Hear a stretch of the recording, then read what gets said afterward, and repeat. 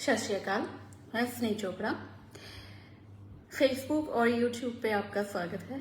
क्योंकि हमारे चैनल हैं तो मैं आपसे विनती करूंगी कि आप हमारे यूट्यूब और फेसबुक दोनों चैनलों को लाइक भी करें और सब्सक्राइब भी करें और शेयर भी करें।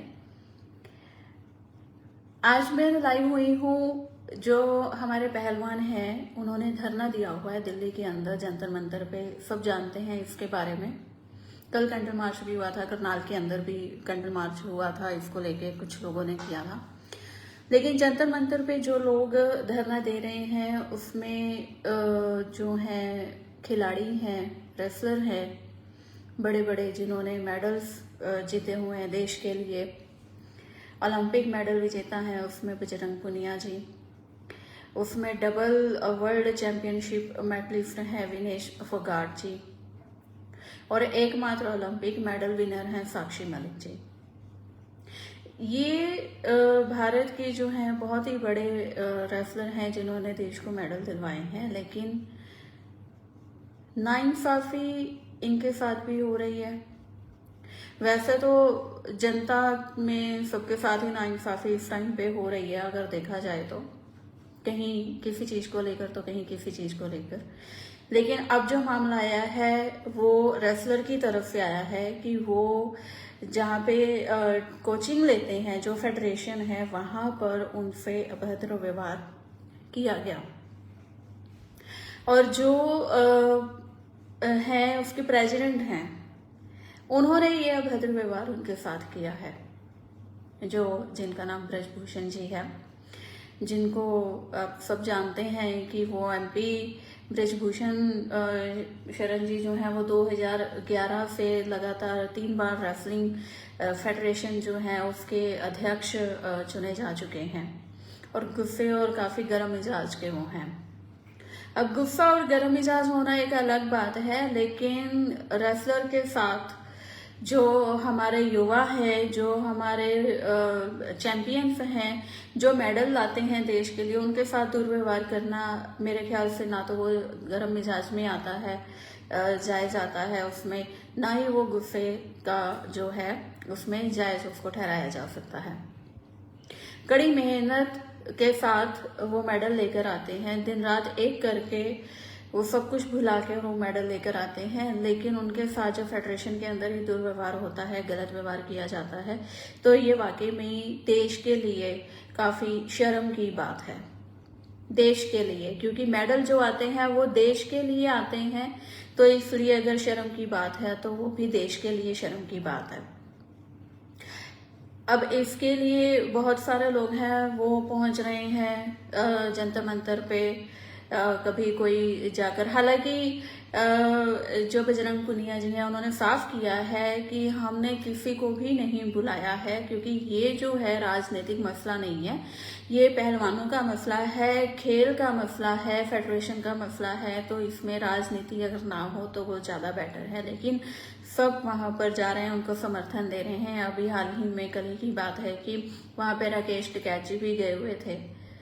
राकेश टिकैत जी किसान यूनियन के साथ संबंध रखते हैं, उनके स्पोक्समैन हैं, आप जानते होंगे।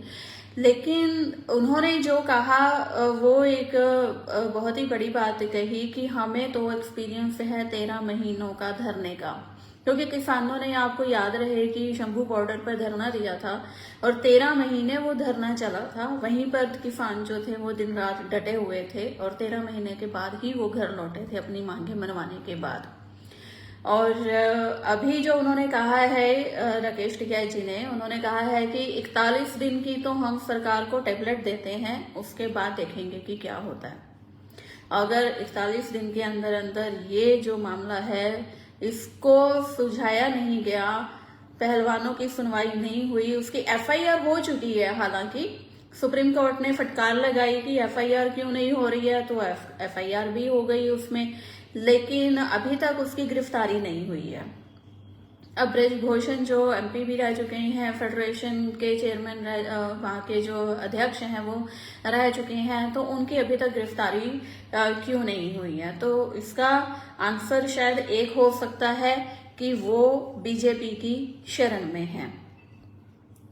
अब जैसा कि मैं अमूमन अपनी वीडियो में कहती हूँ कि जो बीजेपी में आ जाता है तो हरिद्वार में जाकर गंगा नहाए तो पाप धुल गए, बीजेपी में आए तो पाप धुल गए।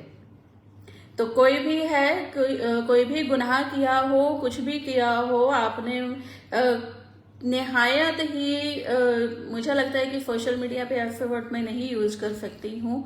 तो आपने कुछ भी अगर किया हो तो आप अगर बीजेपी में आ जाते हो तो आप साफ सुथरे बन जाते हो, आपको कोई कुछ नहीं कह सकता, चाहे आपके अगेंस्ट एफआईआर भी क्यों ना हुई हो।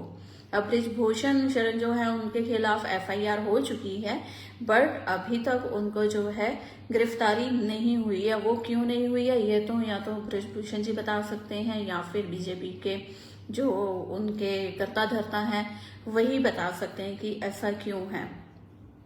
उनके ऊपर एक बड़ी लंबी लिस्ट भी है, उनके ऊपर काफी धाराएं भी लगी हुई हैं, 360, 420, ना जाने और कितनी, बहुत सारी धाराएं, एक लंबी लिस्ट है। उसको अगर आप देखेंगे तो आप गूगल पे भी सर्च कर सकते हैं, आप अगर चाहे तो आप निकलवा भी सकते हैं, तो बहुत लंबी फहरिस्त है उसकी।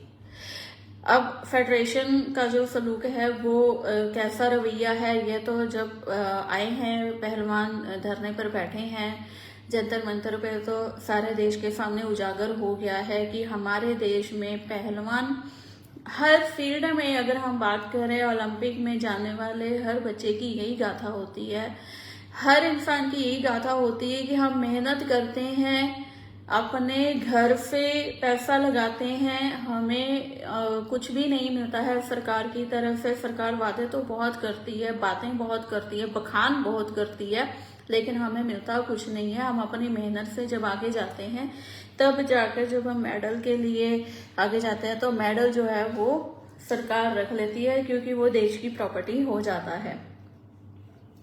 अब विनेश फोगाट जी हैं, उन्होंने भी बहुत सारी चीजें कही हैं कि हमें हर चीज की इजाजत लेने के लिए भीख मांगनी पड़ती है। विनेश फोगाट जी ने ये बात बोली है कि कुछ भी अगर हमें चाहिए हो तो हमें उसकी भीख मांगनी पड़ती है। युवा पहलवानों को नेशनल कैंप में दाखिले के लिए तरह तरह के गिफ्ट देने पर मजबूर किया जाता है। ये विनेश फोगाट जी ने प्रेस कॉन्फ्रेंस करके कहा कि हमें कई तरह तरह के गिफ्ट देने पड़ते हैं नेशनल कैंप में दाखिला करवाने के लिए। अब वो किस तरह के गिफ्ट हैं या क्या प्रलोभन है ये तो वही बेहतर बता सकते हैं। बजरंग पुनिया जी ने कहा है कि जब खिलाड़ी मेडल लाते हैं तो खूब सराहा जाता है, लेकिन उसके बाद फेडरेशन उनके साथ कैसा सलूक करती है इसके बारे में किसी को फर्क नहीं पड़ता। ये बात सच है। हम और आप देखकर बहुत खुश होते हैं कि मेडल आ गया, देश के लिए मेडल आया, गोल्ड आया, सिल्वर आया, ब्रॉन्ज आया, कोई भी मेडल आया तो हम लोग बहुत खुश हो जाते हैं, क्योंकि लॉलीपॉप खाने की जनता को आदत पड़ चुकी है। लेकिन ये जो मेडल हैं, मेडल बहुत मायने रखते हैं। ये मेडल जब आते हैं तो इसकी सराहना हम देखते हैं कि बच्चों ने मेहनत की है, वो आगे गए हैं, उन्होंने मेडल लेकर आए हैं देश के लिए। लेकिन जो सरकार लॉलीपॉप उन्हें देती है कि हम ये करेंगे वो करेंगे, उसके नाम पर कुछ भी नहीं किया जा सकता। यह सरकार का मामला है, क्योंकि वो कुछ नहीं कर सकते हैं सिवाय अपना पेट भरने के। ये ऐसा क्यों होता है? क्या उनको बजट नहीं मिलता? क्या ग्रांट नहीं मिलती? खेल जगत को जो है वहां पर इतना उनको जो कहते हैं कि सराहनीय कदम हम उठा रहे हैं, जो हमारे देश के युवा हैं उनको हम प्रेरित कर रहे हैं, खेल जगत को आगे लाने की कोशिश कर रहे हैं। अब हरियाणा की अगर बात करें तो पहलवानों का गढ़ है हरियाणा, लेकिन अगर हम यहाँ की बात करें तो यहाँ पर भी अगर पहलवान कुश्ती करते हैं, रेसलिंग करते हैं, तो उनको अगर वहाँ की मिट्टी भी बनानी पड़ती है तो वो खुद ही बनाते हैं, उनके लिए कोई इंतजाम नहीं किए जाते। अगर आप चाहें तो एक बार विजिट करके देखें करनाल के अंदर क्या हाल है, जहाँ पे रेसलर जो हैं वो अपनी जो है ट्रेनिंग लेते हैं, अपनी प्रैक्टिस करते हैं, उसका क्या हाल है। पीने को पानी तक भी नहीं है वहां पे, बिजली का कोई प्रबंध नहीं है वहां पे, पुराने जंग लगे वहां पे जो हैं उनके लिए सामान रखा हुआ है जिससे वो ट्रेनिंग करते हैं। वेट लिफ्टर हो, कुछ भी हो, तो वो वहां पर जो है पुराने जंग खाए जिसको हम बोल सकते हैं कि वैसी वो चीजें वहां पे रखी हुई हैं, जिसको हम हाथ भी ना लगाना चाहें, लेकिन वो लोग मजबूर हैं ट्रेनिंग के लिए। लेकिन दिल्ली में जो जंतर मंतर पर अभी हो रहा है कि बेटियों ने जो दुर्व्यवहार के वहां पे जो अध्यक्ष है उसके ऊपर ये इल्जाम लगाए हैं, तो ये बहुत ही बड़ी बात है, देश के लिए शर्मनाक बात है। सबको आगे आना चाहिए और बीजेपी से मांग करनी चाहिए कि वो अभी तक गिरफ्तारी जो है वो क्यों नहीं करवा रही है। उसको जो एफआईआर दर्ज हो चुकी है तो गिरफ्तारी अभी तक क्यों नहीं हुई है, इसके ऊपर जवाब मांगना चाहिए।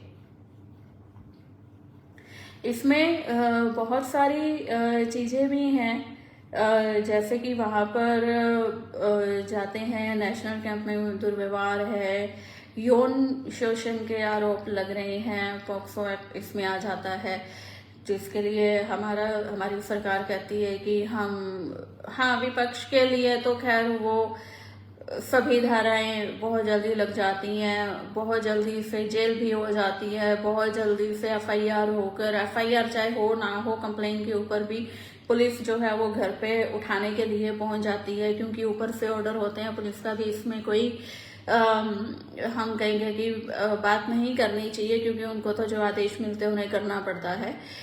लेकिन यही अगर दुर्व्यवहार जो यौन शोषण के मामले हैं अगर बीजेपी के लोगों के ऊपर लगते हैं तो उसके ऊपर कोई भी कुछ नहीं बोलता है, जबकि सब कुछ प्रूव भी हो चुका है, एफआईआर हो चुकी है। अब एक बार क्या हुआ कि बजरंग जो पुनिया है उन्होंने खुलासा किया है कि रेसलर को 2018 में फेडरेशन के साथ भी टाटा मोटर्स डील से कोई पैसा नहीं मिला।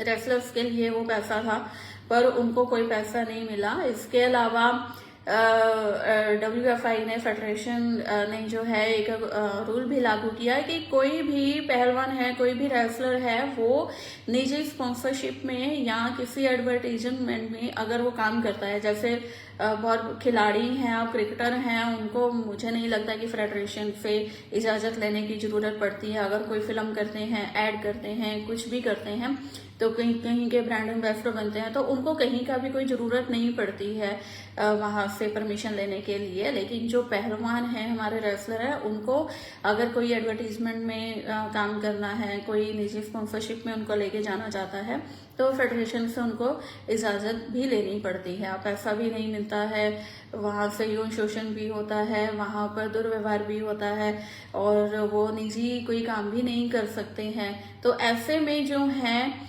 जो रेसलर हैं वो धरने पर नहीं बैठेंगे तो क्या करेंगे?